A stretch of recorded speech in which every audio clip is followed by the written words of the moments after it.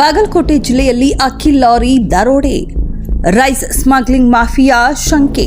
ಬಾಗಲಕೋಟೆ ಜಿಲ್ಲೆಯ ರಬಕವಿ-ಬನಹಟ್ಟಿ ತಾಲೂಕಿನ ಸೈದಾಪುರ ಸಮೀಪ ಸಿನಿಮೀಯ ಶೈಲಿಯಲ್ಲಿ ಅಕ್ಕಿ ತುಂಬಿದ್ದ ಲಾರಿಯನ್ನ ಅಂತಾರಾಜ್ಯ ದರೋಡೆಕೋರರು ದರೋಡೆ ಮಾಡಿರುವ ಘಟನೆ ಬೆಳಕಿಗೆ ಬಂದಿದೆ.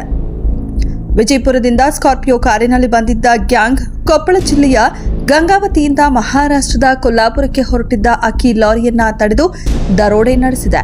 ಜನವರಿ 10ರಂದು ರಾತ್ರಿ 12:45 ಸುಮಾರಿಗೆ ನಡೆದ ಈ ಘಟನೆಯಲ್ಲಿ ಲಾರಿಯ ಚಾಲಕನಿಗೆ ಥಳಿಸಿ ಕಣ್ಣು ಕಟ್ಟಿಹಾಕಿ ಅಪಹರಿಸಲಾಗಿದೆ. ನಂತರ ಲಾರಿಯಲ್ಲಿದ್ದ ಸುಮಾರು 25 ಟನ್ ಅಕ್ಕಿ ಅಂದಾಜು ಮೌಲ್ಯ 6,12,500 ರೂಪಾಯಿಯನ್ನ ಬೆಳಗಾವಿ ಜಿಲ್ಲೆಯ ಕಾಗವಾಡದಲ್ಲಿ ಮಾರಾಟ ಮಾಡಲಾಗಿದೆ. ಆರಂಭದಲ್ಲಿ ಲಾರಿ ಕಳ್ಳತನವಾಗಿದ್ದರೂ ಅಕ್ಕಿಯ ಮಾಲೀಕರು ದೂರು ನೀಡಲು ಮುಂದೆ ಬರದೇ ಇದ್ದುದನ್ನ ಹಲವು ಅನುಮಾನಗಳಿಗೆ ಕಾರಣವಾಗಿತ್ತು. ಲಾರಿಯಲ್ಲಿ ಸಾಗಿಸುತ್ತಿದ್ದ ಅಕ್ಕಿ ಪಡಿತರ ಅಕ್ಕಿಯೇ ಅಥವಾ ಲೀಗಲ್ ಸರಕ, ರೈಸ್ ಸ್ಮಗ್ಲಿಂಗ್ ನಡೆಯುತ್ತಿತ್ತಾ ಎಂಬ ಪ್ರಶ್ನೆಗಳು ಎದ್ದಿವೆ. ಈ ಪ್ರಕರಣದ ತನಿಖೆ ವೇಳೆ ಬಾಗಲಕೋಟೆ ಪೊಲೀಸರು ಇನ್ಸ್ಟಾಗ್ರಾಂ ವಾಯ್ಸ್ ಕಾಲ್ ಮೆಸೇಜ್ಗಳು, ಐಡಿಪಿಆರ್ ಹಾಗೂ ಇಂಟರ್ನೆಟ್ ಲೊಕೇಶನ್ ಆಧಾರವಾಗಿ ದರೋಡೆಕೋರರನ್ನ ಪತ್ತೆ ಹಚ್ಚಿದ್ದಾರೆ.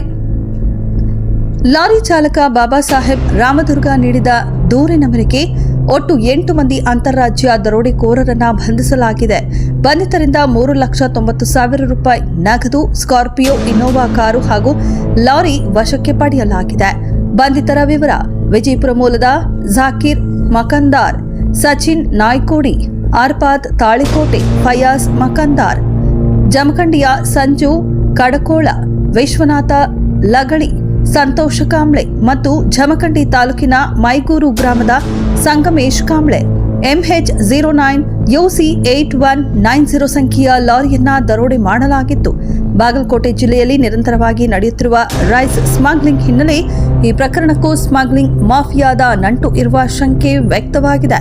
ಈ ಕುರಿತು ಬಾಗಲಕೋಟೆ ಎಸ್ಪಿ ಸಿದ್ಧಾರ್ಥ್ ಗೋಯಲ್ ಮಾಹಿತಿ ನೀಡಿದ್ದಾರೆ.